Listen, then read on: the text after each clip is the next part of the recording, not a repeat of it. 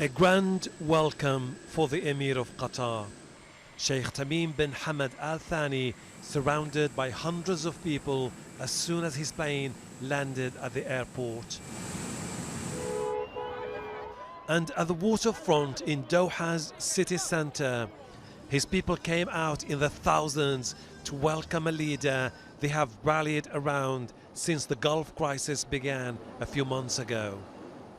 He drove along Doha's famous corniche. His motorcade stopped several times along the way to greet those who have come to welcome him back.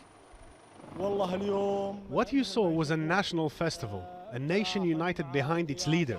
I feel sad about what our neighbors did to us, but we are proud of our Emir.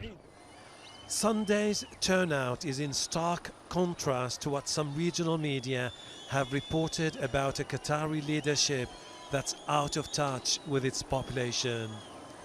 While the Gulf dispute has posed economic challenges to Qatar, the country has managed to launch new shipping routes to prevent the flow of goods from being disrupted. And for many who showed up, this was their chance to personally thank the Emir and show the world their resolve throughout the crisis.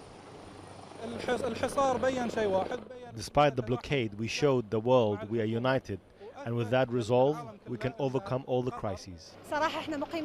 I'm Moroccan. I have been living here for 18 years. I feel I belong here.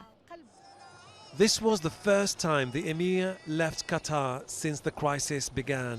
Sheikh Tamim's visit took him to Ankara, Berlin and Paris before landing in New York to address the United Nations General Assembly.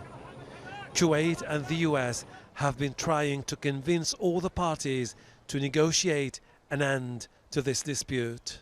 People here see no end in sight to the Gulf crisis. There's a strong feeling among Qataris that the allegations made by the Saudi-led blockading countries against Qatar is just a pretext, and that their ultimate goal is to impose their will on a sovereign state. Hashim Al-Bara, Al Jazeera, Doha.